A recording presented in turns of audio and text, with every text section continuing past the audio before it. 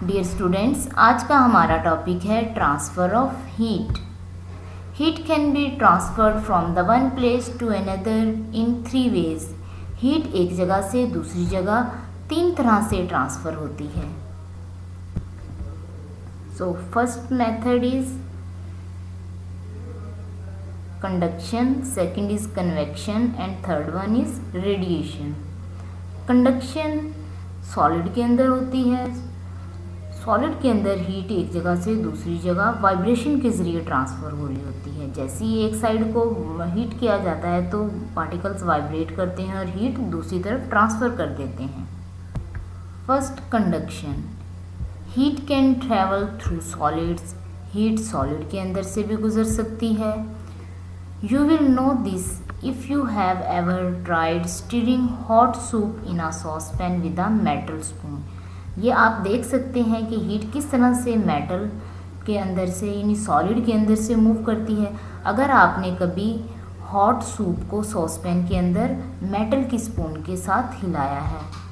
Heat that is thermal energy. Heat जो कि thermal energy है, फ्लो क्विकली, ये बहुत तेज़ी के साथ मूव करती है फ्रॉम द सूप, सूप से, थ्रू द स्पून, स्पून के ज़रिए, टू योर फिंगर्स, आपकी फिंगर्स की तरफ। विच सोन बिगिन टू गेट हॉट, जो बहुत जल्द गर्म हो जाता है। The movement of heat through a solid, solid के अंदर हीट की मूवमेंट यानी हीट की हरकत, सच एज मेटल्स, जैसा कि मेटल्स के अंदर, is called conduction. So conduction क्या है? सॉलिड्स यानी मेटल्स के अंदर हीट की मूवमेंट को कंडक्शन कहते हैं। The metal spoon conduct heat from the hot soup to your hand और fingers। Metal spoon heat conduct करती है सूप से आपके हैंड की तरफ। Metals are the best conductor of heat. Metals heat के बेस्ट कंडक्टर्स हैं। Because heat can travel through them easily, क्योंकि मेटल्स के अंदर से हीट आसानी के साथ गुजर सकती है। कुकिंग यूटेंसिल्स, कुकिंग यूटेंसिल्स यानी खाना बनाने वाले बर्तन, are made up of metals, ये मेटल से मिलकर बने होते हैं। सो डैट, ताकि हीट फ्रॉम द कुकर, ताकि कुकर से heat can get to the food quickly, ताकि कुकर से हीट जल्दी फूड की तरफ ट्रांसफ़र हो जाए। नॉन मेटल्स, जबकि non metal solids such as glass, जैसा कि ग्लास यानी शीशा, plastic, tend to be poor conductors, ये क्या होते हैं? ज़्यादातर पुअर कंडक्टर्स होते हैं। And so do most liquids, और इसी तरह से कुछ लिक्विड्स भी पुअर कंडक्टर्स होते हैं।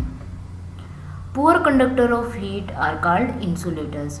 पुअर कंडक्टर ऑफ हीट्स को हम क्या कहते हैं? इंसुलेटर। तो वो मटेरियल जो हीट के पुअर कंडक्टर होते हैं उन्हें इंसुलेटर कहा जाता है। Air is a very good insulator. Air बहुत अच्छा इंसुलेटर है।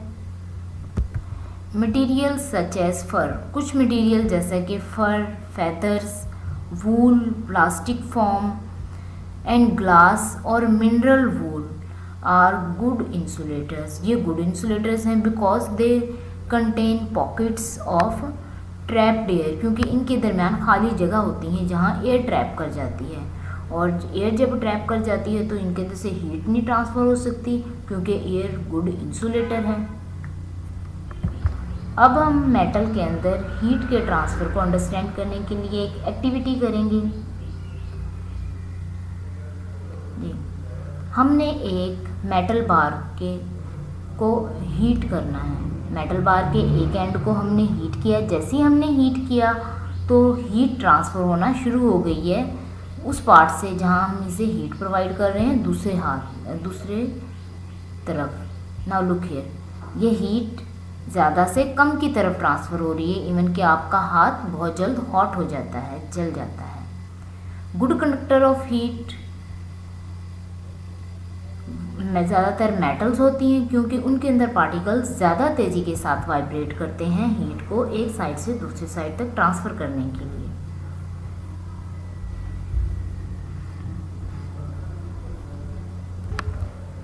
गुड कंडक्टर्स के अंदर कॉपर, आयरन और एल्यूमिनियम आ जाते हैं, जबकि बैड कंडक्टर ऑफ हीट के अंदर ज़्यादातर नॉन मेटल्स आती हैं, क्योंकि नॉन मेटल्स के अंदर पार्टिकल्स टाइटली पैक्ड होते हैं और वो मूव नहीं करते हीट को ट्रांसफ़र करने के लिए। और इंसुलेटर की एग्जांपल में वूल, प्लास्टिक और ग्लास शामिल है। Conductor of heat conductor of heat को अंडरस्टैंड करने के लिए हम एक और एग्जांपल लेते हैं। सपोज हमने एक सॉसपैन को चूल्हे पर रख दिया है और उसे हीट प्रोवाइड कर रहे हैं। जैसे ही हम हीट प्रोवाइड करते हैं तो मेटल का बना हुआ जो सॉसपैन है वो बहुत जल्द हीट अप हो जाता है और हीट ट्रांसफ़र होना शुरू हो जाती है। इसका हैंडल जो कि नॉन मेटल से बना हुआ है, इसलिए हमारा हाथ नहीं जलता, क्योंकि नॉन मेटल में से हीट ट्रांसफ़र नहीं होती, जबकि सॉसपैन जो कि मेटल से बना हुआ है वो सारा हीट अप हो जाता है। Now conduction and kinetic theory. If one end of a metal bar is heated, अगर हम मेटल बार के एक एंड को हीट करते हैं, the particles gain thermal energy, तो ये पार्टिकल्स क्या गेन कर लेते हैं? Thermal energy. And vibrate faster, और बहुत तेज़ी के साथ वाइब्रेट करना शुरू कर देते हैं।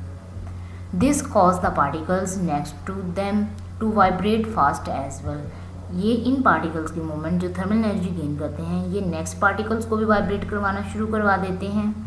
Bite by bite the increase vibrations of the particles is passed along the bar until the whole bar is hot.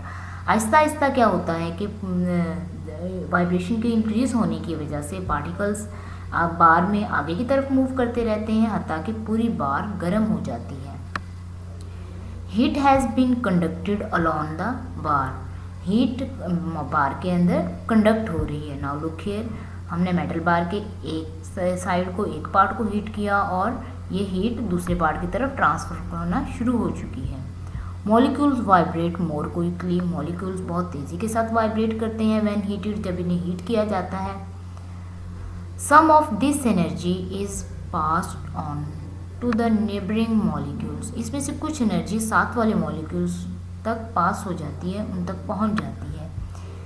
Which pass it on to their neighbours, वो अपने नेबर्स तक, नेक्स्ट मॉलिक्यूल्स तक, next particles तक उसे transfer कर देते हैं and so on, और इसी तरह से ये प्रोसेस जारी रहता है। डिड यू नो, क्या आप जानते हो copper is the best conductor of heat, copper heat का बेस्ट कंडक्टर है।